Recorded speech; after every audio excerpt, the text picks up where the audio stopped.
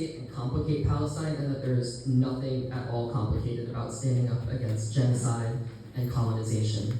And that we need politicians who are clear-eyed, who are brave, and who can support BDS in our cities, like so many cities we saw the map are calling for, more and more every month. So thank you for speaking on that. For our next question, we are going to turn to the state level, away from the city and to the state level.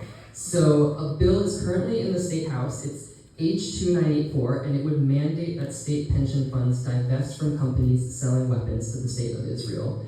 This is so important to people in our communities who don't just want boycott and divestment at the municipal level. We want it at the state level too, knowing that tax dollars are still sustaining genocide, apartheid, and illegal occupation. We also know that the way our state legislates pension funds and where pension funds can and can't be invested into affects what our cities are able to do. So we often need people at the state level to lead the way. So our question for you all is, if elected, how will you ensure pension funds in Massachusetts aren't invested in companies complicit in genocide in Palestine? And on the state level side, how would you show support for divestment of pension funds at municipal levels if this bill passes, since municipalities are currently prohibited from doing so until the rules for state pension funds change? And we'll begin with Erika for this, since you have actually introduced that bill that I just brought up. Yes, so I'm proud to file the bill, and I will also just add, I know I'm the only candidate here for state senate, and actually that is one of the reasons that drew me to run for state senate. It was a deliberative process that I went through to consult our community members, and one of the things that was brought up was that there's only a House version of this bill because there was no one willing to file it in the Senate. And so one of the things that I will ensure when we win, that we will file this in the state Senate. I'll also add too that pension funds are a massive deal. It is a lot of money that can get moved.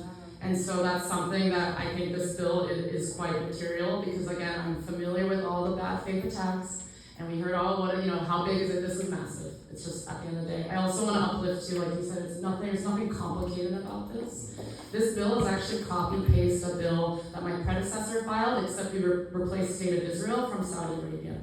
And there was no issue with legislators signing on to that piece of legislation. So I just want to call to question, right, the hypocrisy in the refusal to support this piece of legislation. I also do fundamentally believe, and this is my just dream, that we build power statewide, because there's so much power that's held in the legislature, and I believe fundamentally that our movement for Palestinian solidarity is going to be such a critical part of shifting all of the issues in the State House, because that is something that is why I felt so strongly about filing a piece of legislation, and then for us to build that statewide movement, because we know that it is not just Somerville or Cambridge or Medford that cares about liberation for Palestine. We know it is something statewide, and it's an opportunity for us to bring all of us together for a statewide project, and that is my vision for moving us forward. And so that we can put that pressure also at the local level across the state as well, and help support these municipalities divest with the change in the law.